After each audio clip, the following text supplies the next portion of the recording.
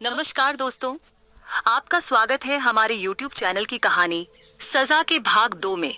पिछले भाग में आपने देखा कैसे एक गाड़ी में 2 लोगों की लाश मिलने के बाद इंस्पेक्टर सुराना ने मर्डर करने वाले का पता लगाने के लिए अपनी इन्वेस्टिगेशन शुरू की और अखिल की पत्नी जया से पूछताछ करने गए जया ने इंस्पेक्टर को कुछ ऐसा बताया जिसे सुनकर सुराना गुस्से में आ जाते हैं। जानने के लिए चलते हैं अपनी कहानी की ओर। हाईवे पर जो जलाया गया था वो कपड़ा ही था। फॉरेंसिक से ये बात भी साफ हो गई थी कि जो कपड़े के छोटे टुकड़े उस राख से पाए गए थे वो औरतों के कपड़ों के टुकड़े थे। इससे ये बात तो साफ हो गई थी कि हत्या में कोई औरत भी शामिल थी। जया से मिलकर आने के बाद सुराना काफी सोच विचार में पड़ गए थे। उन्होंने दीपक को बुलाकर पूछा कि तुमने अखिल की फैक्ट्री के आसपास पूछताछ की, क्या बोले सब? दीपक ने इंस्पेक्टर से कहा, हाँ सर, इस अखिल का एक जिगरी दोस्त है राहुल, 25 साल का है। अखिल की जहां मार्बल फैक्ट्री है वहीं पर थोड़ी ही आगे इस राहुल की स्टेशनरी की दुकान है। बड़ा ठरकी सा है। उसी बिल्डिंग में कॉलेज के बच्चों के ट्यूशन क्लासेस चलते हैं। ये वहां लड़कियों के पीछे घूमता रहता है। अखिल का भी कुछ अफेयर का सुना मैंने। यह सुनकर इंस्पेक्टर सुराना ने दीपक से कहा, तभी मैंने तुमसे पूछा। अब अखिल की और डिटेल निकलवाओ। किस किस लड़की से बातचीत होती थी इसकी? किस किस लड़की को जानता था ये? क्योंकि खून लड़की की वजह से ही हुआ है और खून में भी किसी लड़की का ही हाथ है। दीपक ने सुराना को राहुल का एड्रेस दिखाते हुए कहा, सर, ये राहुल पिछले 10 दिनों से अपनी दुकान पर नहीं आया है। मैं आज उसके घर का एड्रेस लेकर आया हूँ। यहाँ नजदीक ही रहता है। कल उसके घर जाकर पता करता हूँ। सुराना ने एड्रेस देखते हुए कहा, कल पक्की मालूमात कराना। दूसरे दिन सुबह ही दीपक राहुल की पूछताछ करने निकल गया। राहुल अपने माँ बाप की इकलौती संतान था। राहुल का पिछले 10 दिनों से कोई अता पता नहीं था। उसके माता पिता ने नजदीक के पुलिस थाने में उसकी गुमशुदगी की रिपोर्ट भी दर्ज करवाई थी, पर उसका कोई पता नहीं चला था। दीपक ने आकर सुराना को राहुल का सच बताया। सुराना ने दीपक से कहा कि मुझे अब डाउट है कि राहुल भी मर चुका है। मुझे यहाँ के थाने में जाकर वहां के इंस्पेक्टर से बात करनी पड़ेगी। दोपहर को सुराना वहां के लोकल पुलिस स्टेशन में जाकर वहां के इंस्पेक्टर से मिले। उन्होंने अपना परिचय देकर केस की डिटेल्स उस इंस्पेक्टर को दी। उस इंस्पेक्टर का नाम उमंग जैन था। काफी सपोर्टिव इंसान था। उसने सुराना के जज्बे को सराहा और उसे हर तरह से मदद करने का भरोसा दिया। तभी दीपक वहां पर आया। उसने सुराना को बताया कि अखिल का एक अमर नाम का दोस्त था। वो भी उसी दिन से गायब है जिस दिन से राहुल गायब है। इस अमर का उसी बिल्डिंग में रेस्टोरेंट है। उसी रेस्टोरेंट में अखिल राहुल बैठे रहते थे। तीनों में पक्की दोस्ती थी। अखिल की फैक्ट्री राजू संभाल लेता था। ये अखिल घर भी कम जाता था, ज्यादातर यही पड़ा रहता था। यह सुनकर सुराना ने दीपक से कहा कि मुझे पता है, जब जया से मेरी बात हुई थी तब उसने यह सब अखिल के बारे में बताया था। उसने बताया कि अखिल का कई लड़कियों के साथ अफेयर रहा है। शादी के बाद भी वह लड़कियों के साथ अफेयर रखता था। कितनी बार वह लड़कियों को घर पर भी लाता था। जब शुरू में जया ने इस बात का विरोध किया था तब वह जया को बहुत मारता था। अखिल को शराब की आदत थी। अक्सर वो शराब पीकर उसे बहुत पीटता था। जया के पड़ोस में ही उसकी बुआ रहती है। अगर उसे भनक पड़ गई तो बात उसके माँ बाप तक पहुंच सकती थी, इसलिए जया ने कुछ भी बोलना बंद कर दिया था। बात करते हुए वह दोनों वापस होटल पर आए और खाना खाकर आराम करने लगे। करीबन 4 बजे सुराना को पुलिस चौकी के इंस्पेक्टर उमंग का वापस से फोन आया और उसने सुराना को बताया कि राहुल की कॉल डिटेल आ गई है, आप यहाँ आकर देख सकते हैं। सुराना ने कहा कि बस मैं 15 मिनट में पहुंचता हूँ और सुराना और दीपक दोनों पुलिस चौकी जाने के लिए निकल गए। इंस्पेक्टर सुराना और दीपक थाने में पहुंचे। उमंग ने उनको अपनी केबिन में बिठाया और राहुल और अमर की कॉल डिटेल्स दी। राहुल और अमर दोनों के मोबाइल एक ही दिन से बंद दिखा रहे थे। दोनों की मोबाइल की लास्ट लोकेशन अखिल की मार्बल फैक्ट्री थी और उसी दिन दोनों को सैम नंबर से कॉल आया था। सुराना ने उमंग को उस नंबर की डिटेल तुरंत निकालने के लिए कहा। अब यही नंबर था जो शायद उन्हें कातिल तक पहुंचा सकता था। अब सुराना को पक्का यकीन हो गया था कि यह दोनों भी अखिल की तरह मारे गए थे। बस अभी उनकी लाशें नहीं मिली थीं। सुराना ने उमंग से कल सुबह अखिल की फैक्ट्री की तफ्तीश की परमिशन भी लेने के लिए कहा। उधर अखिल का परिवार अखिल की मौत के सदमे से उभरा ही नहीं था। उन्हें समझ ही नहीं आ रहा था कि उनके बेटे से ऐसे किसी को क्या दुश्मनी हो गई थी कि उसकी जान ही ले ली। अखिल का परिवार अब जया को ही दोषी ठहरा रहा था। उनके हिसाब से जया में अच्छी पत्नी के कोई लक्षण ही नहीं थे। उसने ध्यान नहीं रखा था अखिल का। जया की लापरवाही की वजह से ही अखिल की जान गई थी। उस नंबर की कॉल डिटेल्स आ गई थी। वो नंबर किसी ऊधम सिंह चौधरी के नाम से था। उस नंबर को जयपुर के किसी मोबाइल की दुकान से ही खरीदा गया था। लेकिन सुराना को पक्का यकीन था कि एड्रेस और आईडी दोनों नकली होंगे। कातिल बहुत शातिर था। उसने कोई सबूत पीछे नहीं छोड़ा था। बहुत सफाई से सब काम किया था। रात होने आई थी। अभी दिसंबर का महीना चल रहा था। जयपुर में ठंड के मौसम में अंधेरा जल्दी होने से सब दुकानें जल्दी बंद हो जाती थीं। सुराना को भी लगा कि आज अब कोई तफ्तीश नहीं हो पाएगी। अब जो होगा वो कल ही होगा। इंस्पेक्टर सुराना ने एक बार फिर सुबह ही जया से वापस मिलकर बात करने का फैसला किया, क्योंकि उसे लग रहा था कि शायद जया किसी लड़की के बारे में जानती हो। दूसरे दिन सुबह ही इंस्पेक्टर सुराना, इंस्पेक्टर उमंग और बाकी पुलिस कर्मियों के साथ अखिल की मार्बल फैक्ट्री पर पहुंचे। दीपक को उन्होंने ऊधम सिंह का पता करने के लिए भेज दिया था। अखिल की फैक्ट्री को देखकर ही लग रहा था कि वहां बहुत दिनों से कोई नहीं आया था। इंस्पेक्टर उमंग ने एक बार फिर राहुल और अमर की आखिरी लोकेशन चेक करवाई। लोकेशन यहाँ की ही दिखा रही थी। उमंग ने सभी कांस्टेबलों को पूरी फैक्ट्री छान मारने के लिए कहा। सब जगह मार्बल फैले हुए थे। अंदर अखिल ने एक छोटा सा कमरा बनवाकर उसमें ऑफिस बनाया हुआ था। ऑफिस बाहर से सिंपल था, पर अंदर से शानदार बनाया हुआ था। एक टेबल, 2 कुर्सी, एक छोटा सा काउच रखा हुआ था। ऑफिस में कुछ भी नहीं मिला था। राहुल और अमर का फोन भी नहीं मिला था। हर एक जगह देख ली थी। इंस्पेक्टर उमंग और सुराना सोच में पड़ गए। लास्ट लोकेशन तो यहाँ की ही है, पर ना मोबाइल मिला और ना कोई सुराग। उन्होंने वापस एक बार फिर जाकर देख लिया, पर कुछ पता नहीं चला। दोनों बाहर निकलकर गाड़ी में बैठे कर वापस पुलिस स्टेशन आए। इंस्पेक्टर सुराना और दीपक इस मर्डर केस में बहुत बुरी तरह उलझ गए थे। अपने घर परिवार से दूर, यहाँ दूसरे शहर में। दूर दूर तक उन्हें कोई क्लू नजर नहीं आ रहा था। चाय पीते पीते अचानक सुराना के दिमाग में फैक्ट्री का कुछ आया। उसने इंस्पेक्टर उमंग को कुछ कहा और दोनों कुछ कांस्टेबल को लेकर वापस अखिल की मार्बल फैक्ट्री पर पहुंचे। उमंग और सुराना फैक्ट्री के पिछले हिस्से में पहुंचे। फैक्ट्री के पिछले हिस्से में बहुत बड़ी खाली जगह थी, जहां पर वेस्टेज और कटे हुए बेकार मार्बल को फेंका जाता था। वहां पर उन बेकार मार्बलों का जैसे जंगल बना हुआ था। 6 फीट के अलग अलग बहुत सारे ढेर बनाए गए थे। इंस्पेक्टर उमंग ने अपने साथ आए कांस्टेबलों को वहां की तलाशी लेने के लिए कहा। फैक्ट्री के पीछे की जगह बहुत बड़ी और खुली थी, जिसको चारों तरफ से दीवार से कवर किया गया था, ताकि बाहर का कोई इंसान या जानवर वहां अंदर ना आ पाए। जगह एकदम खुली होने के बावजूद एक टिपिकल स्मेल वहां आ रही थी। ये स्मेल इतनी अजीब थी कि वहां खड़ा रहना भी मुश्किल था, और किस चीज की स्मेल थी ये समझ पाना भी मुश्किल था। मार्बल की सफाई के लिए एक केमिकल इस्तेमाल होता है। वहां पर उस केमिकल की भी बहुत स्ट्रॉन्ग स्मेल आ रही थी। जो कांस्टेबल वहां तलाशी ले रहे थे, उन्होंने भी अपना नाक और मुंह कवर किया था। स्मेल इतनी स्ट्रॉन्ग थी कि वो भी मुश्किल से वहां तलाशी ले पा रहे थे। तलाशी लेते लेते वो मार्बल के टुकड़ों के आखिरी ढेर के पास पहुंच गए। वहां पर बदबू इतनी ज्यादा आ रही थी कि उनका खड़े रहना मुश्किल हो रहा था। जैसे ही उन्होंने कुछ पत्थर इधर उधर किए, कुछ हड्डियां उन्हें नजर आईं। उन्होंने सुराना और उमंग को आवाज देकर वहां बुलाया। सुराना और उमंग ने आकर देखा तो वहां कुछ हड्डियों के टुकड़े पड़े हुए थे। उमंग ने तुरंत फॉरेंसिक वालों को फोन करके उस फैक्ट्री का एड्रेस दिया और तुरंत आने के लिए कहा। 2 कांस्टेबलों को वहीं पर ही दूसरे पत्थर के ढेर के बीच में 2 मोबाइल बहुत बुरी तरह से टूटी हुई हालत में मिले। सुराना और उमंग तुरंत ही वहां गए। मोबाइल देखकर वह दोनों समझ गए कि यह दोनों मोबाइल राहुल और अमर के हैं, जिनका लोकेशन तो यहाँ दिखा रहा था, लेकिन तलाशी में वह मोबाइल कहीं पर भी मिले नहीं थे। वहां पर बदबू इतनी ज्यादा थी कि सुराना, उमंग और सारे कांस्टेबल उस जगह को छोड़कर फैक्ट्री के बाहरी हिस्से में आकर खड़े हो गए।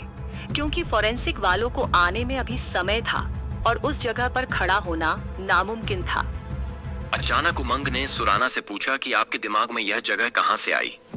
सुराना ने उमंग को बताया कि पूरी फैक्ट्री 2 बार छान मारने के बाद भी हमें ना मोबाइल मिले और ना ही कोई और सुराग मिला था। हम वापस पुलिस स्टेशन तो चले गए, लेकिन फिर भी मेरे दिमाग में यही चल रहा था कि कुछ छूट रहा है। अचानक मुझे एकदम से ध्यान आया कि पीछे जो वेस्ट मार्बल पड़े हुए हैं वहां पर तो हमने तलाशी ली नहीं, इसलिए मैं तुम्हें यहां पर लेकर वापस आया। और देखो, मेरा शक सही निकला। मुझे लग रहा है कि यह हड्डियां भी अमर और राहुल की है। उमंग ने गहरी सांस ली और कहा कि हाँ, मुझे भी लग रहा है कि इन दोनों का भी कत्ल हो चुका है और इनको भी बहुत बुरी तरह से मारा गया है, और शायद इस फैक्ट्री में ही इन दोनों का कत्ल हुआ है। इंस्पेक्टर सुराना और उमंग दोनों बात ही कर रहे थे कि उतने में फोरेंसिक की टीम वहां पर आ गई। दोनों ही फोरेंसिक की टीम को पीछे की जगह पर लेकर गए। फोरेंसिक की टीम ने उन दोनों पत्थरों के ढेरों को अच्छे से हटाकर जांच की। उन्होंने उन दोनों मोबाइल के टुकड़ों को संभाल कर इकट्ठा किया और एक बैग में डाल दिया। फिर वह उन हड्डियों के टुकड़ों के पास गए। वह अपने साथ एक स्प्रे लेकर आए थे। उस स्प्रे का काम ऐसा था कि उसे जिस पर भी छिड़का जाए वहां पर सूखे हुए या मिटाए हुए खून के धब्बे नजर आते हैं। जैसे ही उन्होंने पत्थरों के टुकड़ों के ऊपर स्प्रे छिड़का, पत्थरों पर गिरे खून के धब्बे नजर आने लगे। उन्होंने हड्डियों के साथ उन खून लगे हुए पत्थरों के टुकड़ों को भी संभाल कर अपने साथ ले लिया। पत्थरों पर खून के दाग मिलने के बाद सुराना और उमंग को पक्का यकीन हो गया कि राहुल और अमर का खून यहीं पर किया गया है। खूनी ने बहुत ही चतुराई से यहाँ पर खून किया था और सारे सबूत भी इतनी अच्छी तरह से मिटाए थे कि एक बार तो किसी को पता ही ना चला कि यहाँ पर किसी का कत्ल भी हुआ है। अखिल की मार्बल फैक्ट्री में बहुत सारी मशीनें थीं, इसलिए इंस्पेक्टर सुराना और उमंग ने यह तय किया कि फोरेंसिक रिपोर्ट आने के बाद ही वह आगे मशीनों की तलाशी लेंगे। अब उन्हें फोरेंसिक रिपोर्ट का इंतजार था। यह हड्डियां किसकी है और मोबाइल से क्या पता चलता है, ये देखना था। हालांकि मोबाइल इतनी बुरी हालत में थे कि उससे कुछ भी पता चलना नामुमकिन था, लेकिन फिर भी एक उम्मीद थी कि शायद उस पर कुछ फिंगरप्रिंट या कुछ और मिल जाए। इंस्पेक्टर सुराना और दीपक वापस होटल पर आए। आज इंस्पेक्टर सुराना बहुत थक गए थे। उनका पूरा दिन आज अखिल की फैक्ट्री में ही निकल गया था, लेकिन पूरा दिन बर्बाद करने के बाद भी कुछ अच्छा हुआ था। जहां पर वह अटक गए थे और उनको कोई सुराग नहीं मिल रहा था, वहां पर अब उन्हें केस आगे बढ़ता हुआ नजर आ रहा था। लेकिन उनका जया से मिलना भी बहुत जरूरी था। पर अब शाम हो गई थी, तो उन्होंने दूसरे दिन सुबह ही जया से मिलने का फैसला किया। वह आज ही जया से मिलने वाले थे, लेकिन अखिल की फैक्ट्री की तलाशी के चक्कर में वह जया से मिल नहीं पाए थे। इतने दिनों में इंस्पेक्टर सुराना को आज एक उम्मीद की छोटी सी किरण नजर आई थी। अब यह देखना था कि यह छोटी सी उम्मीद की किरण केस को सॉल्व करने में कितनी मदद करती है। इंस्पेक्टर उमंग भी आज घर जाकर सोच में पड़ गए थे। हाईवे पर शुरू हुआ कत्ल का केस यहाँ जयपुर में आकर रुक आया था। उनको सुराना के जज्बे पर मान हुआ। इतनी दूर से वह यहाँ पर सिर्फ एक केस को सुलझाने के लिए कितने दिन से रुके हुए थे। इंस्पेक्टर उमंग को यह नहीं पता था कि हाईवे पर हुआ ये कत्ल जयपुर में एक नया ही मोड़ लेने वाला था, जो उनके पिछले 2 अनसुलझे केस को सुलझाने वाला था, जिसकी फाइल बंद हो चुकी थी। सुराना सुबह ही नाश्ता करके जया से मिलने के लिए निकल गए। अखिल के घर वालों को सुराना का जया से वापस मिलने आना कुछ अच्छा नहीं लगा, पर वो कुछ बोल नहीं पाए। उन्होंने थोड़ा नाराज होकर सुराना को जया से मिलने की इजाजत दी। सुराना ने जया से अकेले में यही सवाल पूछा कि अखिल के अफेयर के बारे में कुछ जानती हो? देखो, उस लड़की का नाम जानना जरूरी है, क्योंकि उसके 2 दोस्तों का भी खून हो चुका है। सुराना की बातें सुनकर जया एकदम से चौंक गई। उसे चौंकते हुए और हैरान देखकर सुराना ने आगे कहा, अमर और राहुल का भी खून हो चुका है। उनकी लाश तक नहीं मिली है। हमें लगता है कि शायद अखिलेश की फैक्ट्री में जो हमें हड्डियां मिली हैं, वह उन दोनों की है। लाशों को बहुत बुरी तरह से डिस्ट्रॉय किया गया है। जया एकदम से वहां पड़ी कुर्सी में बैठ गई। उसने सुराना से कहा कि शेफाली नाम की एक लड़की थी, जिससे अखिल का अफेयर चल रहा था। कई बार मैंने उसे वीडियो कॉलिंग पर बातें करते हुए भी देखा था, और मेरे पूछने पर उसने मुझे बहुत बुरी तरह से पीटा भी था। वह लड़की वहीं पर ही कोचिंग में पढ़ने आती थी। उसके साथ उसकी एक दोस्त भी थी, लवली करके। शेफाली के बारे में पूछने पर अखिलेश ने मुझे 2-3 बार बुरी तरह से मारा था। तब से मैं उससे कोई सवाल नहीं करती थी, इसलिए फिर उसका अखिलेश से क्या था, क्या हुआ, मुझे कुछ पता नहीं है। इंस्पेक्टर सुराना ने जया से पूछा कि वह दोनों कहाँ रहती थी, तुम्हें कुछ पता है? जया ने कहा कि नहीं, मुझे उन दोनों के बारे में कुछ पता नहीं है, बस इतना पता है कि वह दोनों वहां पर कोचिंग में पढ़ने आती थी। जया से इतना जानने के बाद इंस्पेक्टर सुराना वहां से चले गए। इंस्पेक्टर सुराना वहां से सीधे उमंग को मिलने पुलिस स्टेशन पहुंचे। इंस्पेक्टर उमंग ने कहा, मैं अब भी आपको ही कॉल कर रहा था और आप आ गए। क्या हुआ? जया से बात हुई? फॉरेंसिक वालों का फोन आया था कि जो हड्डियां मिली हैं वह इंसान की है, लेकिन अब राहुल और अमर की है या किसी और की, वह डीएनए से मैच करके देखना पड़ेगा। इसलिए मैंने अपने कांस्टेबल को उनके घर भेजकर अमर और राहुल के डीएनए के लिए सैंपल मंगवाया है, सुराना ने कहा। जया ने मुझे बताया है कि कोचिंग सेंटर में एक शेफाली नाम की लड़की आती थी, जिससे अखिलेश का अफेयर चल रहा था। साथ में लवली नाम की उसकी दोस्त भी थी। उस लड़की के बारे में भी पता लगाना पड़ेगा, वहां से ही हम आगे बढ़ सकते हैं। उमंग ने एक कांस्टेबल को उस कोचिंग सेंटर पर भेजकर शेफाली और लवली के बारे में पूछताछ करने के लिए कहा। दीपक उस सिम कार्ड के मालिक के बारे में पूछताछ करके लौट आया था। उसने आकर उमंग और इंस्पेक्टर सुराना को बताया कि सिम कार्ड का मालिक जो है वह एकदम साधारण इंसान है और उसने कभी किसी को भी अपना कोई भी डॉक्यूमेंट सिम कार्ड लेने के लिए नहीं दिए थे। लेकिन यह हो सकता है कि कहीं पर उसने इससे पहले डॉक्यूमेंट दिए हो, सिम कार्ड खरीदने के लिए या किसी और चीज के लिए। उस डॉक्यूमेंट को इस इंसान ने फर्जी सिम कार्ड के लिए यूज किया है, या हो सकता है कि रद्दी में से इसके डॉक्यूमेंट को निकाला गया है और सिम कार्ड खरीदने के लिए यूज किया गया है। क्योंकि इस सिम कार्ड का जो मालिक है उधम सिंह, वह एक मामूली सा किसान है और उसे कुछ भी इन सब के बारे में पता ही नहीं है, ना ही वह इन सब में से किसी को पहचानता है। इंस्पेक्टर सुराना ने कहा कि इस बात का तो मुझे पता ही था कि ये कार्ड जो है उसका ऑनर कोई नकली होगा, क्योंकि जिसने खून किया है वह कभी भी अपनी असली आइडेंटिटी सबके सामने नहीं लाएगा। अब यह डीएनए मैच होने के बाद ही बात कुछ आगे बढ़ेगी। सुराना और दीपक वापस होटल पर लौट आए। उन्होंने उमंग से कहा था कि जैसे ही फोरेंसिक से कोई मैसेज आए उन्हें तुरंत सूचना की जाए। उधर अखिल के घर वाले अब वापस उदयपुर लौटना चाहते थे और वह साथ में जया को भी ले जाना चाहते थे। तो दूसरी तरफ जया के घर वाले उसे गंगानगर ले जाना चाहते थे, लेकिन इंस्पेक्टर सुराना ने पहले ही उन्हें बोल दिया था कि जब तक इस केस का कुछ रिजल्ट नहीं आता वह लोग ये शहर छोड़कर नहीं जा सकते। इस वजह से उनको वैसे भी गुस्सा आ रहा था। अखिलेश का भाई रजत शाम को पुलिस स्टेशन में पहुंचा। उसने पुलिस से वापस उदयपुर जाने की परमिशन मांगी। उसी समय इंस्पेक्टर सुराना भी वहां पर पहुंचे।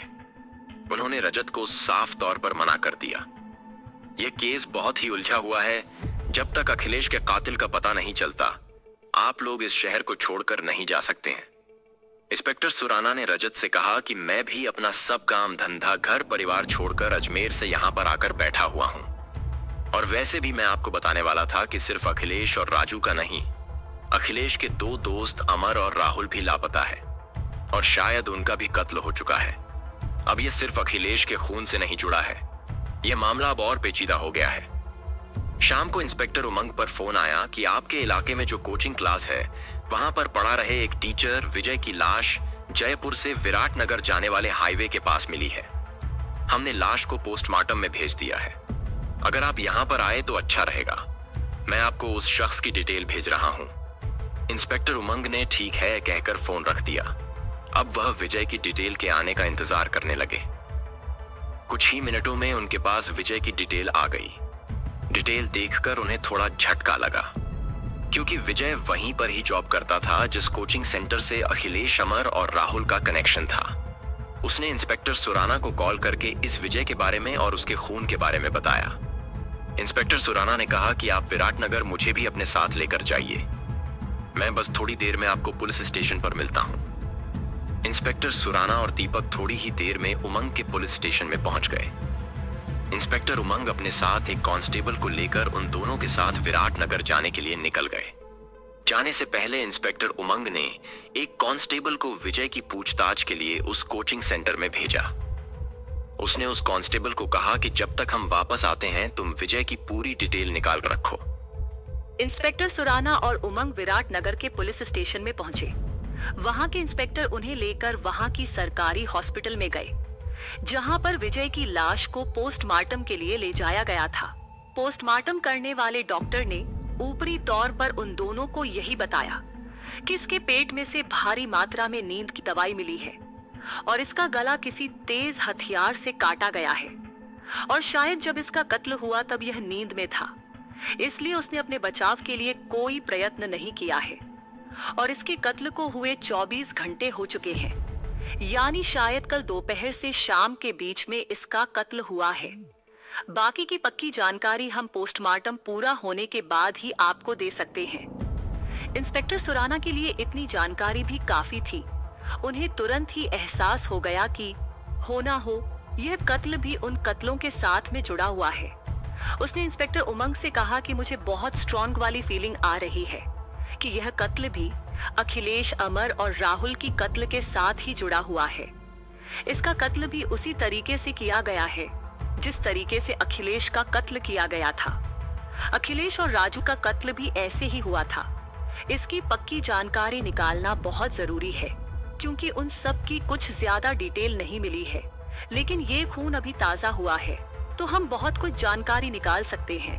आप जितना जल्दी हो सके जानकारी निकालने की कोशिश कीजिए। यह खून हमें कातिल तक जरूर लेकर जाएगा। तो दोस्तों, क्या इंस्पेक्टर सुराना कातिल को ढूंढ पाएंगे? क्या इन सब मर्डर के पीछे कोई एक ही इंसान है? जानने के लिए कहानी का अगला भाग जरूर देखें और अगर आपको कहानी पसंद आ रही है तो कहानी को लाइक और चैनल को सब्सक्राइब करना ना भूलें।